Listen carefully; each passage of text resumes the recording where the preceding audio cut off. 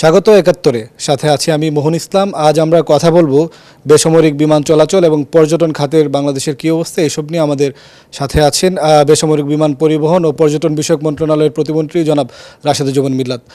জনাব রাশেদুজ্জামান মিল্লাত, আপনাকে ধন্যবাদ আমাদেরকে সময় দেওয়ার জন্য। আপনাকে ধন্যবাদ। থার্ড টার্মিনাল নিয়ে অনেক আলোচনা। থার্ড টার্মিনাল কবে নাগাদ চালু হতে যাচ্ছে এবং থার্ড টার্মিনালের যে আমাদের চুক্তির যে প্রক্রিয়া ছিল জাপানের সাথে, সেটার আসলে এখন পর্যন্ত কি আপডেট? ধন্যবাদ আপনাকে আপনার এই প্রশ্নটা করার জন্য। এটা নিয়ে আমরা সারা বাংলাদেশের মানুষই এই প্রশ্নটার উত্তর শোনার জন্য তারা অধীর আগ্রহে বসে আছে। আপনারা জানেন যে এই টার্মিনালটির যে আপনার জাপানিজ অর্থায়নে হয়েছে জায়গার, সেই এটা টার্মিনালটাকে ইন্টারিম গভর্নমেন্ট এই কন্ট্রাক্টটা ক্যান্সেল করেছিল। অনেকগুলি বিষয় আছে যেগুলি আমরা অত ডিটেলটে না গিয়ে আপনাকে যদি বলতে চাই যে এখন এটাকে আমরা রিভাইভ করেছি। এই গভর্নমেন্ট বাংলাদেশ জাতীয়তাবাদী দলের যে সরকার, এই সরকার এটাকে রিভাইভ করেছে এবং তাদের সঙ্গে আমাদের আলোচনা হয়েছে যাতে করে আমরা এই বছরের শেষের দিকেই আমরা এটাকে ওপেন করতে পারি। তার জন্য আমাকে অনেক কাজ করতে হয়েছে আমাদের সকলকেই, আমাদের ফরেন মিনিস্ট্রিকে নিয়ে। আমরা তাদের সঙ্গে যে চুক্তি ছিল, যেভাবে আমরা আমাদের রেভিনিউ শেয়ারটা আমরা কিভাবে কত পাবো, সেগুলিকে আগে যে অবস্থায় ছিল তার থেকে আমরা একটু ওনাদেরকে কনভিন্স করে শিফট করতে পেরেছি।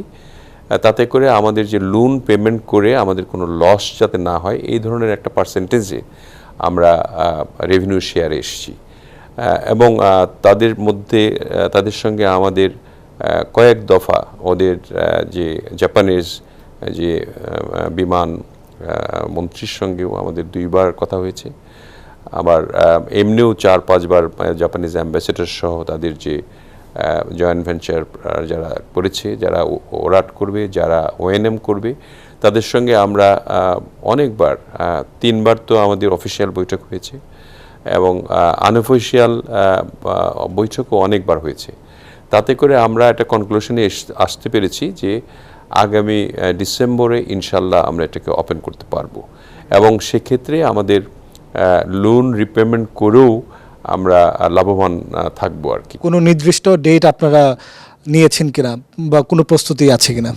আশা প্রকাশ করছি যে আমাদের মাননীয় প্রধানমন্ত্রী জনাব তারেক রহমানকে দিয়ে আমরা বিজয় দিবসে একটা বিজয় অর্জন করব আর কি, থার্ড টার্মিনাল উদ্বোধন করে। যেভাবে তারা রেখে গিয়েছিল এবং যেভাবে ক্যান্সেল করেছিল, তাতে করে এই বিল্ডিংটা পড়ে থাকতো অনেক দিন। এবং আপনারা জানেন যে সেখানে গত ফ্যাসিস্ট সরকারের প্রধানমন্ত্রী কিন্তু এটাকে উদ্বোধনও করেছিলেন। মানে উদ্বোধন করেছেন, আমরা যখন ভিজিট করতে গেলাম গিয়ে দেখলাম ভিতরে কিছুই হয় নাই এবং এটার ইন্টিগ্রেশনও শুরু হয় নাই। এখনও ভিভিআইপি লাউঞ্জগুলি কমপ্লিট করা হয় নাই, অনেকগুলি কাজ বাকি আছে। তারপরে 2 পাশের উইং ছিল, সেই উইংগুলির কাজ ধরাই হয় নাই, যদিও এটা সম্পন্ন করার কথা ছিল। এবং 3বার সংশোধনী করে এটা 13,000 কোটি টাকার প্রজেক্ট ছিল, 21,600 কোটি তারা নিয়ে গেছে।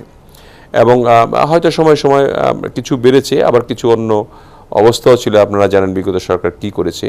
আমরা স্বচ্ছতার মাধ্যমে এই বিষয়টা পর্যবেক্ষণ করে আমাদের রেভিনিউ শেয়ারটা বাড়িয়ে নিয়ে যাতে করে আমরা সুন্দরভাবে তাদেরকে রিপেমেন্টও করতে পারি। জাপানের সাথে কি আপনাদের চুক্তি সম্পন্ন হয়েছে কিনা? আইএফসি আমাদের সমস্ত ক্যালকুলেশনগুলি করছে, করে তাদেরকে আরএফপি পাঠানো হয়েছে। সেই আরএফপিটা তারা রিপ্লাই করবে আমাদের কাছে, আমরা অ্যাকসেপ্ট করব। তারপরে ডকুমেন্টেশন শুরু হবে for signing the contract again. এবং এই সাইনিংটা হবে আমরা আশা করি 2 মাসের মধ্যে। 81 দিন সময় তারা চেয়েছে, কিন্তু আমরা তাদেরকে রিকোয়েস্ট করেছি যে 2 মাসের মধ্যেই যাতে তারা দেয়। 2 মাস দিলে ধরেন এখন মে চলছে, জুন জুলাইয়ের মধ্যে আমরা কন্ট্রাক্টটা সাইন করতে পারবো। গ্রাউন্ড হ্যান্ডলিং কি একেবারেই জাপান পাবে নাকি আমাদের কোনো পার্ট থাকবে, বিশেষ করে বিমান বাংলাদেশ এয়ারলাইন্সকেও কি সাথে রাখা হবে কিনা? কন্ট্রাক্টটা সাইন হওয়ার পরে তাদের সঙ্গে আলোচনা করা হবে এবং গ্রাউন্ড হ্যান্ডলিং, বিমান তো সাথে থাকবে, কিন্তু গ্রাউন্ড হ্যান্ডলিংটা এমনভাবে এই এয়ারপোর্টটাকে করা হয়েছে, এটা ইন্টারন্যাশনাল স্ট্যান্ডার্ডই করা হয়েছে। এবং ভিতরের যে মেশিনপত্রগুলি আছে এবং যেভাবে অন্যান্য আন্তর্জাতিক বিমানবন্দরগুলি বিদেশে আছে, সেই আদলেই আপনার করা হয়েছে। এতে করে বিমান একা এই ইনফ্রাস্ট্রাকচার দিয়ে করতে পারবে এমন নয়, আমাদের বিদেশি কাউকে নিতে হবে, সেটা উইথ দ্য কনসালটেশন অফ আপনার জাপান কোম্পানি। অন্তর্বর্তী সরকারের যে যুক্তরাষ্ট্রের সাথে ট্যারিফ চুক্তি, সেই চুক্তির অংশ হিসাবে বিমান 14টি বোয়িং থেকে উড়োজাহাজ কিনছে। চুক্তিটা ইন্টারিম গভর্নমেন্টের সময় হয়েছিল, সম্পূর্ণ কার্যাদি সম্পূর্ণই হয়েছিল, এবং তাদের সঙ্গে যে দ্বিপাক্ষিক আলোচনা করে বোয়িংয়ের সঙ্গে কেনা হবে এবং কন্ট্রাক্ট সবই করা হয়েছে। শুধুমাত্র বোর্ড সাইন করবে বোয়িংয়ের সঙ্গে, এই পার্টটুকু বাকি ছিল। আদার্স ফর্মালিটি যা একটা চুক্তির জন্য হওয়া দরকার সেগুলি সম্পূর্ণই কমপ্লিট হয়েছিল। এয়ারবাস কেনার বিষয়ে আপনাদের কোনো ধরনের পরিকল্পনা থাকবে কিনা? আমরা অন্তপক্ষে এয়ারবাসের দিকেও যাব, আমরা কয়েকটি মিটিং তাদের সঙ্গে করেছি, এবং আমরা চাই যে ইউরোপিয়ান ইউনিয়ন আমাদের সঙ্গে এত ট্রেড ব্যালেন্স করার জন্য আমাদের দরকার। আমাদের যেমন আমেরিকান ট্রেড ব্যালেন্সের জন্য আমরা এটাও করেছি। তাতে করে আমরা এয়ারবাসের সঙ্গে যেভাবে কথা বলেছি, আমরা আশা করি যে এয়ারবাসেও আমরা নিব, এবং এয়ারবাসের কিছু প্রপোজাল আমরা পেয়েছি ইতিমধ্যেই। 4টি ওয়াইড বডি এয়ারক্রাফট তারা প্রপোজাল দিয়েছে, আমরা এটা যাচাই বাছাই করার জন্য দিয়েছি। আমরা নেগোশিয়েট করব প্রাইস, আমরা বোয়িংয়ের সঙ্গে নেগোশিয়েট করে 65% আমরা ডিসকাউন্ট নিয়েছি। আমরা সেই প্রপোজালও এয়ারবাসকেও দিয়েছি। 2031 আগে কোনো বিমানই আপনারা পাচ্ছেন না, সেই সময়টা কিভাবে এটা অতিবাহিত করবেন? আমাদের লিজ নিতে হবে, কারণ ইতিমধ্যে আমরা সিদ্ধান্ত গ্রহণ করেছি। মাননীয় প্রধানমন্ত্রীও একটা আশা পোষণ করেছিলেন যে আমাদের বিমান কেন যাচ্ছে না জাপান, কেন যাচ্ছে না আমাদের অস্ট্রেলিয়া, কেন যাচ্ছে না নিউ ইয়র্ক, কেন যাচ্ছে না অন্য যে রুটগুলো আমাদের নেওয়া আছে, যাচ্ছে না কেন। তো আমাদের ফ্লিটের স্বল্পতার কারণেই যাচ্ছে না, সেটা আমরা এক্সপ্লেন করেছি, এবং আমরা আশা করি যে এই যে বোয়িংগুলো আমরা 31-এ আপনার আসবে 2031-এ, সেগুলি ওই পর্যন্ত চলার জন্য আমরা বোয়িং থেকেই চেষ্টা করব যে কিছু লিজ করে এই এয়ারক্রাফটগুলি আনার জন্য। এই 5 বছরে আপনারা রোড এক্সপান্ডের ক্ষেত্রে আসলে কোন কোন জায়গায় নতুন করে ফ্লাইট চালু করার পরিকল্পনা রয়েছে? আমাদের পরিকল্পনা রয়েছে যে আমরা কন্টিনিউ করব জাপান, আমরা কন্টিনিউ করতে চাই 2টা ফ্লাইট অ্যাটলিস্ট, একটা হিথ্রো এবং ম্যানচেস্টার। আমরা নিউ ইয়র্ক চালু করতে চাই, আমাদের কানাডা এখন চলছে। আমরা মধ্যপ্রাচ্যে 5টি ফ্লাইট আমাদের রয়েছে, ওমান, মদিনা, জেদ্দা, দাম্মাম, তারপরে এদিকে আমাদের ইউএতে আছে আপনার ইউএই শারজা। এইগুলিকে আমরা কন্টিনিউ করতে চাই, এবং সিডনির ফ্লাইটটাও আমরা ওপেন করতে চাই। এগুলি লাভবান, আসলে লাভজনক ফ্লাইট। আমাদের আসলে মধ্যপ্রাচ্যের ফ্লাইট দিয়ে কিন্তু আমাদের বিমান লাভ করতে পারে। আমাদের অনেকগুলো মিসম্যানেজমেন্ট আছে, সেগুলি আমরা খতিয়ে দেখছি। ডিএমডির বিষয়ে একটি কথা আছে যে তিনি আসলে ম্যানেজার ছিলেন, ম্যানেজার থেকে অবসরে যাওয়ার পর এখন ডিএমডি হিসেবে নিয়োগ পেয়েছেন, এবং দীর্ঘদিন লন্ডনেও ছিলেন। একটা আলোচনা রয়েছে যে লন্ডনের ছিলেন, যেহেতু এক ধরনের প্রাইম মিনিস্টারের সাথে পরিচিত ছিলেন, সেই হিসেবে উনি হয়তো এখানে নিয়োগটা পেয়েছেন। আমাদের বিমান মন্ত্রণালয় থেকে আমরা কয়েক দফা তার ইন্টারভিউ নিয়েছি, এবং তিনি লন্ডনে ছিলেন, দ্যাটস এ ডিফারেন্ট কেস। তার সততা, মেধা, যোগ্যতা এগুলিকে যাচাই বাছাই করে কিন্তু আমরা তাকে নিয়োগ দিয়েছি, এবং তিনি ভালো করছেন। এখন আমরা এই কয়েকদিনে যেটা বুঝতে পারছি, তিনি ভালো করবেন বলে আশা করি। আমরা চাচ্ছি আসলে ভেরি ফ্র্যাঙ্কলি আপনাকে বলা আর কি, আমরা একটা স্বচ্ছ লোককে খুঁজে খুঁজে বের করার চেষ্টা করছি, কারণ সৎ লোককে খোঁজার চেষ্টা করছি, কারণ আমরা ওই ব্যুরোক্রেটিক প্যাচে পড়তে চাচ্ছি না। আমরা একটু শর্টন করে আনতে চাচ্ছি, যে সমস্ত বিষয়গুলি এমন না যে একেবারে প্রক্রিয়া করতে গেলে একটা বিরাট ধরনের বিজ্ঞপ্তি দিতে হবে, আবার তাদের মধ্যে যাচাই বাছাই করতে হবে, এটা আবার মন্ত্রণালয়ে আসবে। দীর্ঘসূত্রিতাটাকে কমিয়ে আমরা যদি যারা আমরা দায়িত্ব গ্রহণ করেছি সরকারকে পরিচালনা করার জন্য, তারা আমরা নিজেরা বেছে বেছে নিজেদের ইচ্ছাশক্তি যদি থাকে এরকম যে মানুষের সেবা দেওয়া বা অর্গানাইজেশনের উন্নতি করা, তাহলে সেই ধরনের লোকগুলো বেছে বেছে নেওয়া উচিত এবং সেই প্রক্রিয়ায় আমরা যাচ্ছি। অভ্যন্তরীণ যে আপনারা নতুন করে বিমানবন্দর চালু করছেন, গেল কয়েকদিন আগে বগুড়ায় ঘোষণা দিলেন যে এটা আন্তর্জাতিক বিমানবন্দর করা হবে, ঠাকুরগাঁওর বিষয়ে শুনছি, লালমনিরহাটের বিমানবন্দরের বিষয়ে শুনছি। এটি কি শুধুমাত্র মানে আপনার রাজনৈতিক সিদ্ধান্তের উপর ভরসা করে নিচ্ছেন, নাকি কোনো ধরনের সমীক্ষা করছেন এটা ভবিষ্যতে লাভজনক হতে পারে বলে মনে করছেন? না, নিশ্চয়ই না। আমরা রাজনৈতিক সিদ্ধান্ত তো থাকবেই। সেই সিদ্ধান্তের মধ্যে আপনার প্রফিটেবিলিটিও থাকতে হবে, আমাদের আর মানুষের সুবিধাও থাকতে হবে।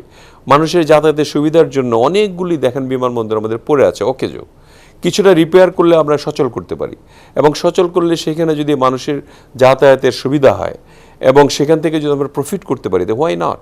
আমরা ধরেন Bogura middle of the country, সেই জায়গায় একটা বিমানবন্দর হবে এবং সেখান থেকে যদি ইন্টারন্যাশনাল একটা বিমানবন্দর, একটা দেশে একটা দুটা বিমানবন্দর কিন্তু ইন্টারন্যাশনাল থাকে না। আপনি দেখেন, আমি শুনলাম আমাদের পার্শ্ববর্তী দেশেই বোধহয় 70টি বিমানবন্দর রয়েছে এবং তারা এটা 100-র উপরে করতে যাচ্ছে। সেখানে বেশ কয়েকটি প্রত্যেকটি জায়গায় প্রায় আপনার ইন্টারন্যাশনাল বিমানবন্দর রয়েছে। আমরা ইন্টারন্যাশনাল বিমানবন্দর ইয়েতে করতে চাই, কার্গো হাব করতে চাই। রাজনৈতিক এলাকা যেটি জামালপুর, ময়মনসিংহ, নেত্রকোনা, ওই এলাকায় আসলে কোনো ধরনের বিমানবন্দর করার পরিকল্পনা কি আছে আপনার? ময়মনসিংহ এখান থেকে যদি যেখানে 2 ঘন্টায় আমরা যাতায়াত করতে পারি, সেই জায়গায় বিমানবন্দর দেওয়ার পরিকল্পনা আপাতত নাই। রেমিটেন্স যোদ্ধারা যারা রয়েছে, অনেক ক্ষেত্রে আমরা তাদের কিছু ভোগান্তির অভিযোগ পাই, তাদের অবহেলার অভিযোগ পাই। সেই বিষয়গুলো নিরসনে প্রধানমন্ত্রী নির্দেশনা দিয়েছেন, আমরা জেনেছিলাম। আপনাদের এই সরকার আসলে কি কি পদক্ষেপ নিচ্ছেন? এটাতে আমরা খুবই সিরিয়াস। আমরা যাত্রী সেবা দেওয়ার জন্য আমাদের প্রধান উদ্দেশ্য হলো যতগুলি এয়ারপোর্টই করি না কেন, যত ভালোই করি না কেন, যাত্রী সেবা যদি ঠিকমতো না দেওয়া হয় তাহলে আর কোনো মিনিংলেস হয়ে যাবে।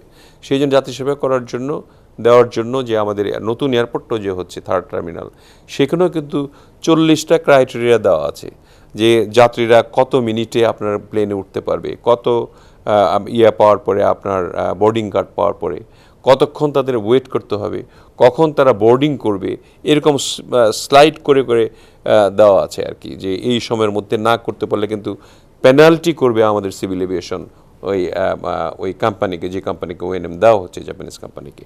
অতএব যাত্রী সেবার ব্যাপারটা আমরা সম্পূর্ণ মাথায় রেখেই এই কাজগুলি করছি। তাছাড়া যারা আমাদের রিমিটেন্স যোদ্ধা, যারা আমাদের বৈদেশিক মুদ্রা পাঠায়, বিশেষ করে শ্রমিকরা, তাদেরকে আমরা একটা কর্নার করে দেওয়ার চেষ্টা করতেছি, যে কর্নারে তারা বসে মানে উপভোগ করতে পারবে যে আমরা দেশের জন্য যে আর্ন করি, এই জন্য সরকার আমাদের সম্মানটা দিচ্ছে। সেই পরিবেশটা সৃষ্টি করার জন্য আমরা প্রত্যেকটি লাউঞ্জে, প্রত্যেকটি এয়ারপোর্টে ওরকম একটা লাউঞ্জ করার চিন্তাভাবনা করছি। এখনও আমরা কিছুটা, এই 2 মাসেই আমরা দেখবেন যে আগে ব্যাগেজ আসতে অনেক সময় লাগতো, 1 মাস থেকে কিন্তু একটু তড়িৎ গতিতে আসছে। সেগুলি আমাদের লিডারশিপে আমরা চেষ্টা করছি একটা ঠিক করার জন্য। জনগণ যারা রিমিটেন্স যোদ্ধা, স্পেশালি প্রবাসী যারা টাকা পাঠায়, শ্রমিকরা, তারা যাতে কোনোভাবে ভুক্তভোগী না হয়, সেই ব্যাপারটায় আমরা একটু সময় দিতে হবে আমাদের। এগুলি তো আপনার অ্যাড্রেস করতে একটু সময় লাগে, এই সময়টা আমাদের দেন। আমরা হয়তো নতুন এয়ারপোর্ট চালুর সাথে সাথে এই বিষয়গুলো নিরসন হয়ে যাবে। সর্বশেষ বিষয়, পর্যটন খাত। বাংলাদেশ খুবই অপরচুনিটিস একটি কান্ট্রি, এটা আসলে বলাই যায়। বাট আমাদের যে প্রেক্ষাপট, সেই প্রেক্ষাপটে আমরা পর্যটনে খুব একটা ভালো করছি না, বরঞ্চ আমরা এখানে অবহেলিত। পর্যটন খাত নেই বলতে গেলে, আমাদের সেন্ট মার্টিন বন্ধ থাকে বছরের একটা বড় সময়, আমাদের সুনামগঞ্জের হাওরগুলো খুব একটি উন্নত হচ্ছে না, পাহাড়ে মানুষ অনেক ক্ষেত্রে যেতে পারে না। পর্যটন খাতকে এই সরকার আগামী 5 বছরে কোথায় নিয়ে যাবে? পর্যটন খাত বাংলাদেশের জন্য একটা বিশাল একটা মানে ব্যাপার হয়ে দাঁড়াতে পারে। আপনার এখানে আর্নিং প্রচুর করা যেতে পারে। এখন জিডিপিতে 2-3% মাত্র পর্যটন থেকে আসে। আমাদের কত ভালো ভালো জায়গা আছে যেগুলিকে আমরা নজর দিইনি, যেমন সুন্দরবন, আমাদের সবচেয়ে বড় সি বিচ, সমুদ্র সৈকত যেটা আছে, আমরা বলি মানে কক্সবাজার, 128 কিলোমিটার একটা সি বিচ, পৃথিবীর কোথাও নাই। এটা যদি আপনার ঠিক করা যায়, তাহলে শুধুমাত্র একটা কথা যদি সারা পৃথিবীতে সরানো যায় যে দীর্ঘতম সি বিচ দেখতে যাব আমরা। পৃথিবীর দীর্ঘতম সি বিচ কোথায় আছে? সেটা বাংলাদেশে। এটাকে প্রমোট করে কিন্তু আমরা অনেক দূরে এগিয়ে যেতে পারি। তাছাড়া ছোটোখাটো জিনিসগুলো তার সিলেটে কত সুন্দর সুন্দর জায়গা আছে, আমাদের নিঝুম দ্বীপ, আমাদের হাতিয়া, সন্দ্বীপ, তারপরে আপনার মানে অনেক ভালো জায়গা আপনারা দেখেছেন তো, সিনিক বিউটির অনেক জায়গা আছে, সেগুলিকে মেনটেন করা হয়নি। এবং কিছু কিছু জায়গায় আমি এসে যেটা বুঝতে পারছি আর কি, যে ছোট ছোট ছোট আপনার আমাদের পর্যটন স্পট আছে, যেগুলিতে ধরেন 5টি রুম আছে, 15 জন আপনার হয়তো কর্মকর্তা কর্মচারী রয়েছে। 5টি রুমের সেল হলো আপনার 10,000 টাকা পার ডে অথবা 15,000 টাকা, তাদের বেতনাদি দিতেই যায় আমার 25,000 টাকা। এই যে বিষয়গুলি আছে, এগুলিকে আমরা প্রাইভেট সেক্টরে দিতে চাই এবং আমরা বড় বড় কিছু জিনিস আমরা পিপিপি মডেলে, যেমন ধরেন বড় এই আমরা কক্সবাজারের কথা বললাম, সেটাকে পিপিপি মডেলে করে যদি আমরা দিতে পারি, কোনো আমাদের চায়না অফার করেছে, নেপাল অফার করেছে, অন্যান্য আমরা কম্প্রিহেন্সিভ প্রপোজাল চেয়েছি। এই প্রপোজাল আমরা নিরীক্ষা করে পিপিপি মডেলে যদি করতে পারি, আমাদের শৈবাল একটা অনেক বড় একটা স্থাপনা, এখানে আমরা ইতিমধ্যেই এই সরকার খুব তড়িৎ গতিতে সিদ্ধান্ত গ্রহণ করেছে যেটা পিপিপি মডেলে দেওয়া হবে এবং কার্যক্রম প্রায় শেষ। এখন আমরা এটা ক্যাবিনেট থেকে আমরা পাঠিয়েছি এতে বিডাতে to search out the investor, এবং ইনভেস্টর কিছুদিনের মধ্যে আমরা পেয়েও যাব। এবং আমরা চেষ্টা করছি যে এমআরকে আনার জন্য, যারা বুর্জ খলিফা তৈরি করেছে বা ইউই সুন্দর সুন্দর বিল্ডিং, সুন্দর সুন্দর স্থাপনা তৈরি করেছে, তাদেরকে নিয়ে এসে যদি আমরা করতে পারি। অবকাশ এখানে আছে, অবকাশে আমরা লস করছি। এত বড় একটা জায়গা, শুধু ট্রেনিং কিছু লোকের করে আর কয়েকটি একটা দুটো রেস্তোরাঁ আর কয়েকটা রুম দিয়ে আমরা চলছি। এইগুলিকে ঢেলে সাজানোর জন্য আপনার মানসিকতার দরকার। আমাদের মানসিকতা হলো যদি এটা যদি আমরা জয়েন্ট ভেঞ্চারও দিতে পারি, 50% আপনি রেখে 50% যদি আপনি ইউজ করেন, তাতে করেও আপনি কিন্তু লাভবান হবেন 5 স্টার স্টাইলের হোটেল করে। ধন্যবাদ জনাব রাশেদুজ্জামান মিল্লাত। দর্শক, কথা বলছিলাম বেসামরিক বিমান পরিবহন চলাচল এবং পর্যটন মন্ত্রণালয়ের প্রতিমন্ত্রী রাশেদুজ্জামান মিল্লাতের সাথে বিভিন্ন আলোচনা হয়েছে এবং দেশের পর্যটন খাত এবং বিমান পরিবহন খাত কীভাবে এটা ভালো করা যায় এবং উন্নত করা যায় সেই বিষয়ে তিনি বলছিলেন। আমাদের সঙ্গেই থাকবেন।